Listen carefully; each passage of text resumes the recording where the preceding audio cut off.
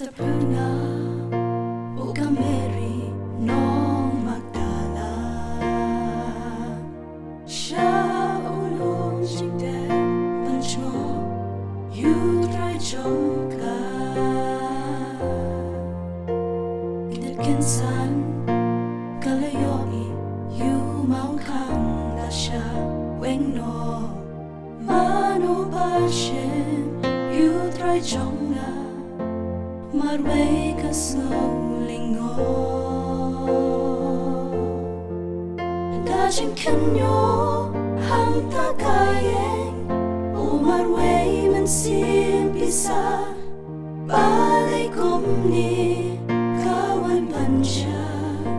siya ay ko try chong na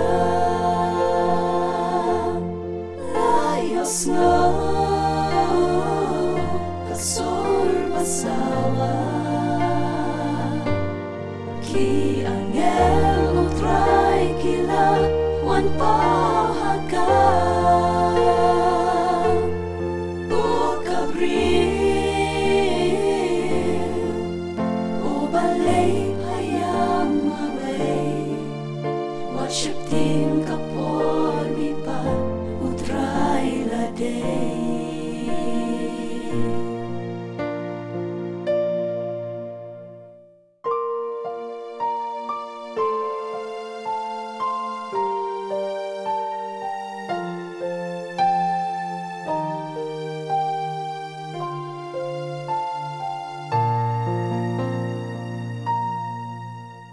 Kanu chingkmen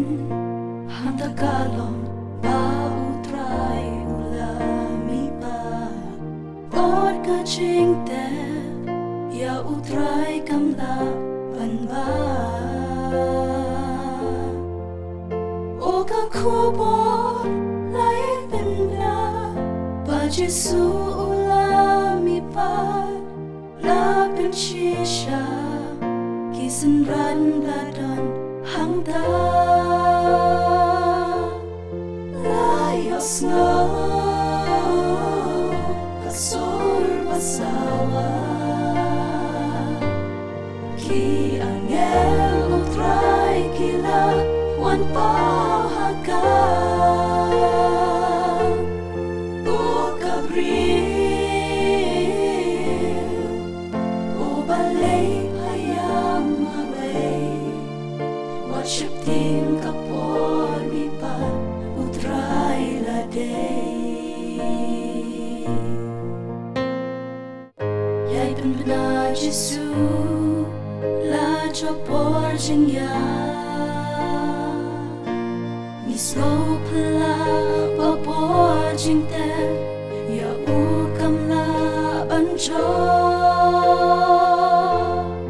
layos nga sawa ki angel utray kila wan pahaga o kabril o balay payam away